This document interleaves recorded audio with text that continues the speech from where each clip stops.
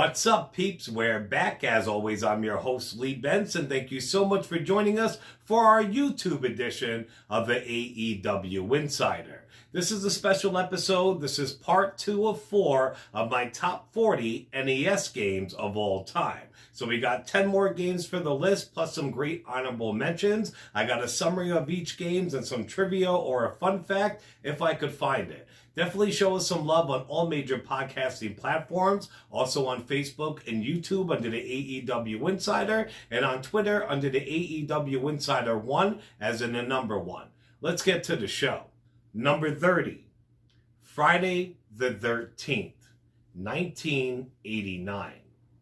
Friday the 13th is a video game horror adventure where the object of the game is to save kids from the camp and battle Jason Voorhees.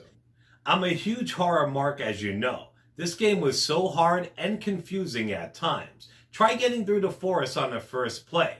Try getting through it without getting lost. But it did have all the Friday the 13th staples. Teenage counselors, campers, Jason's, his ma, Crystal Lake, all that. What a great homage to the best killer in movie history. A fun fact about Friday the 13th for the NES is, each copy of the Domark 1985 computer game contained 2 capsules with fake blood, which originally was red sugared water. Number 29, Spy Hunter, 1987. Spy Hunter is a vertical scrolling driving game with the player in the role of a spy driving an armed sports car. The object of the game is to travel the freeway, destroying as many enemy vehicles as possible while protecting civilian vehicles. Now, how many times have we all played this game? You get to be a spy with the cool car and the gadgets to go with it in all of its 8-bit glory. Oil slicks, machine guns, you could pull into an 18-wheeler to repair your car. Your car could turn into a fucking speedboat. I mean, come on, baby. Spy Hunter was the tits, peeps. On to number 28. Blades of Steel, 1987. One of the best hockey games was on the NES, and it's one of the best hockey games of all time. You can actually get into a fist fight with your opponent on the ice, which is pretty much unheard of for the time the game was out. A fun fact about Blades of Steel is, it would be understandable if you thought the 2 players fighting for the puck on the cover of the game were just generic hockey guys. But the 2 players are modeled after Wayne Gretzky and Tomas Johnson. The photo was taken during their 1983 Stanley Cup Finals between the Oilers and the Islanders. On the Blades of Steel box art, the Oilers' uniform colors, the players, the likeness, and uniform numbers were all altered. Number 27, Karnov, 1987. In Karnov, you are actually a circus performer who uses his fire-eating abilities against the forces of evil. This game had to have one of the worst endings in history. You did all this work to actually beat it, and when you did, it gave you like a 1 line of dialogue, and that was it. It was the end of the game. I was super pissed, but the game is classic and a boatload of fun to play. A fun fact about Karnov is, Karnov's real name is Jimbarov Karvanovsky. Number 26, T&C Surf Design, which actually stood for Town and Country Surf Designs. Wood and Water Rage, 1987. A skateboarding and surfing game published by LGN for the Nintendo Entertainment System in February of 1988. This game shares its name with the world-famous surfboard manufacturer Town and Country Surf Designs and features the company's mascot characters known as the Boys. Another game right here is when you and your friend could actually play for hours. The events were super hard. The characters you got to select were great though. All around it was a great game. A fun fact about T&C Surf Design is that I actually couldn't find any. And that does surprise me with the wackiness of the game and the characters within it. On to number 25, Tecmo Super Bowl, 1991. It is a follow-up to the smash hit Tecmo Bowl, one of the best football games ever created, and the first football game to be able to use real players' names at the current time.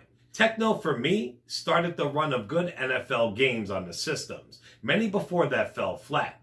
Then Tecmo Super Bowl came out and the fans rejoiced. It added a few options in, better graphics. This game was amazing. And it was followed by other classics such as Madden, Joe Montana Football, Super High Impact, NFL Street, and dozens more. But for me, this was the pioneer of them all.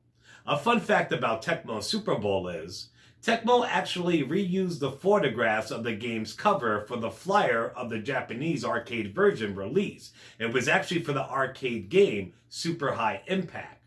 The flyer also uses artwork from the flyer of an earlier Tecmo arcade game, All-American Football.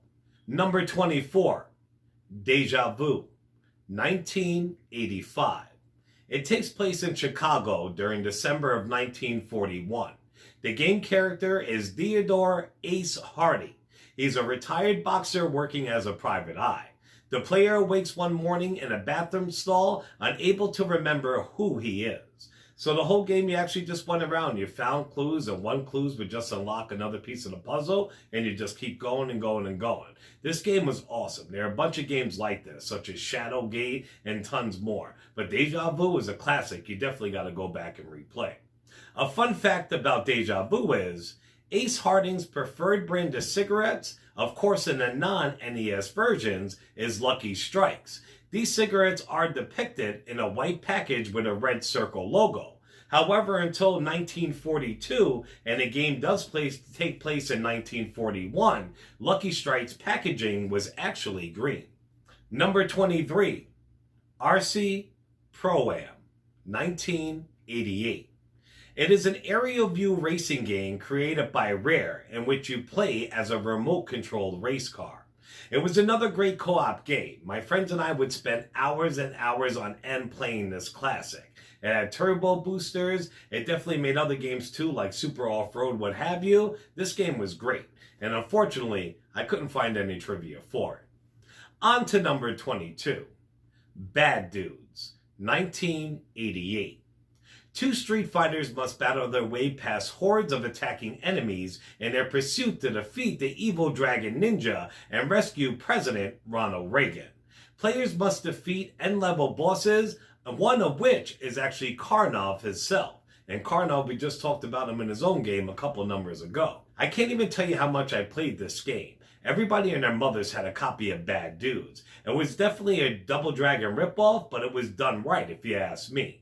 A fun fact about Bad Dudes is, it was originally named Bad Dude vs. Dragon Ninjas. On to some honorable mentions. First up, Life Force, 1988, also known as Salamander.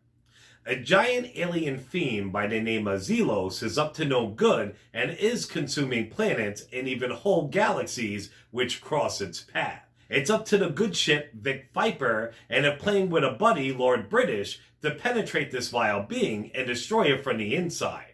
It is a successor to Gradius. And a fun fact about Life Force is, it's really hard to find a fun fact about Life Force, because when you search for it online, most of them reference the 1985 movie, which had the same name.